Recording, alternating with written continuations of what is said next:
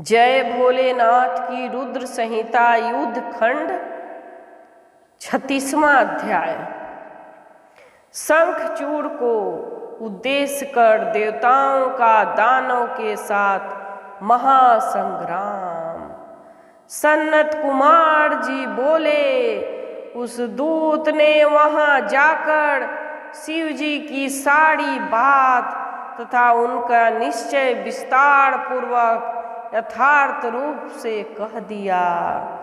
उसे सुनकर उस प्रतापी दानवेंद्र शंखचूड़ ने बड़े प्रेम के साथ युद्ध करने की चुनौती स्वीकार कर ली। इसके बाद वह बड़ी शीघ्रता के साथ अमात्यों के सहित विमान पर आरूढ़ हुआ और शंकर जी के साथ युद्ध करने के लिए अपनी सेना को आज्ञा दे दी।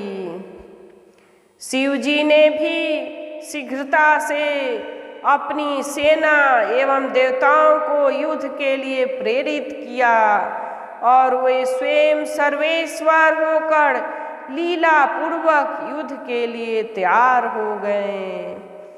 इसके बाद शीघ्र ही युद्ध प्रारंभ हो गया। उस समय अनेक प्रकार के बाजे बजने लगे, कोलाहल और वीरों की गर्जनाएं होने लगी। हे मुने, देव और दानव का परस्पर युद्ध होने लगा। देवता एवं दानव धर्म पूर्वक युद्ध करने लगे।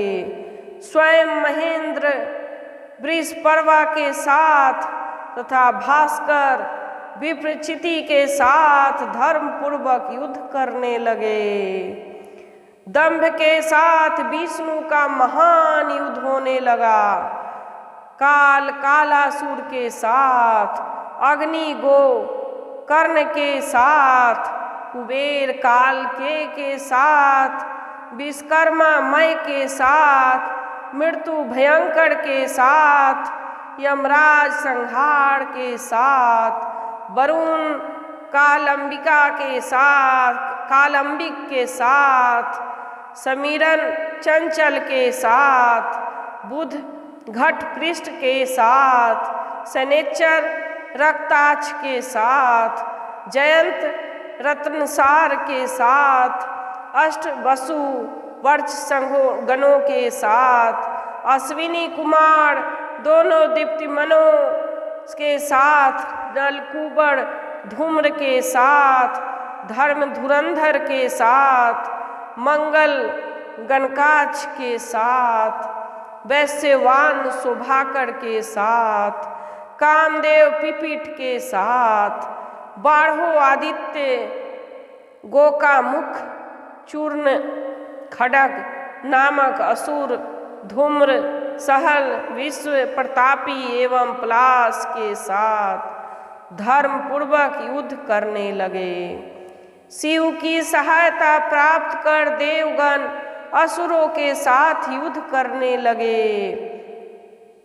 एकादश महारुद्र भयंकर महाबली पराक्रमी तथा वीर 11 असुरों से युद्ध करने लगे। महामणि उग्रचंड आदि के साथ, चंद्रमा राहु के साथ तथा बृहस्पति शुक्राचार्य के साथ धर्म पूर्वक युद्ध करने लगे। नंदीश्वर तथा शिवगण भी दानव के साथ युद्ध करने लगे। उसका पृथक पृथक वर्णन विस्तार के भय से नहीं किया गया। हे मुने, उस समय शिव जी काली एवं पुत्रों के साथ वट के मूली में स्थित रहे और सैन्य समूह निरंतर युद्ध कर रहे थे। रतन जटित आभूषणों से भूषित शंखचूड़ भी करोड़ों दानव से युक्त रत्न जटित मनोहर सिंहासन पर बैठा हुआ था। इसके बाद देवताओं एवं असुरों का विनाश करने वाला महायुद्ध छिड़ गया। उस महायुद्ध में नाना प्रकार के दिव्य आयुध चल रहे थे। गदा,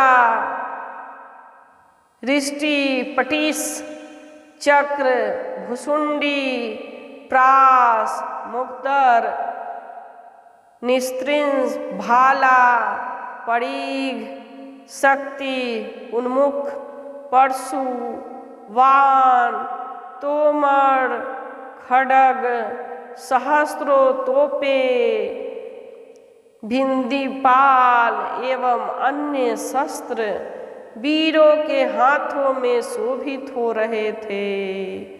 महान उत्साह से युक्त वीर लोग युद्ध में गरजती हुई दोनों सेनाओं के वीरों के सिरों को इन आयुधों से काटने लगे।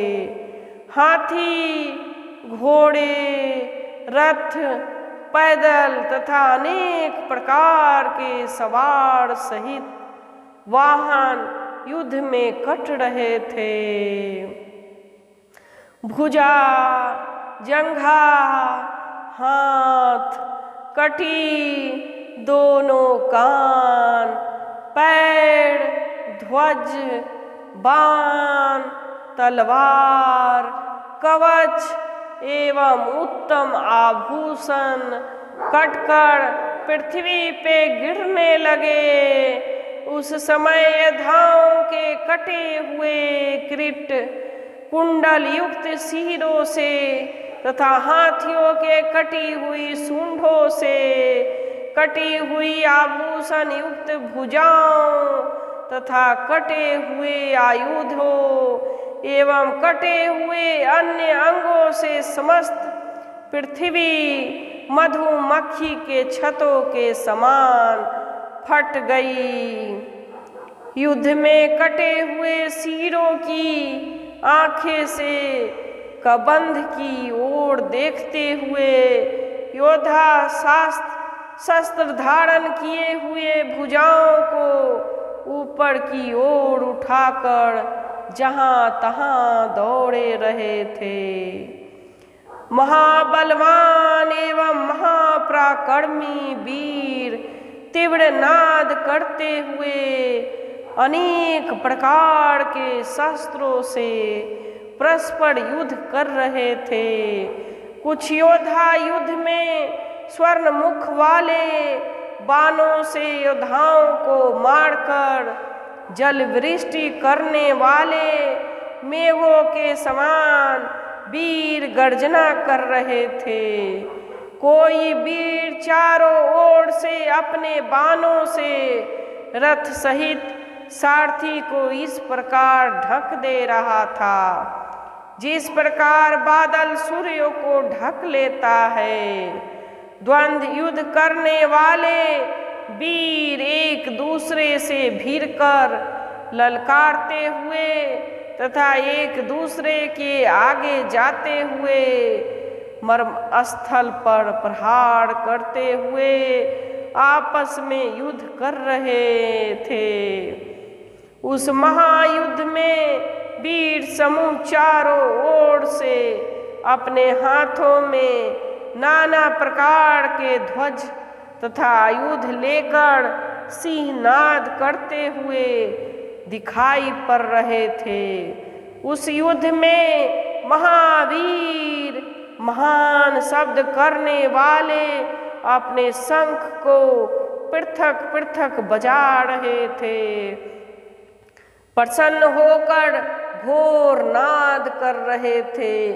इस प्रकार दीर्घ काल तक देवताओं तथा दानवों का विकट भयंकर तथा वीरों को हर्षित करने वाला महायुद्ध हुआ।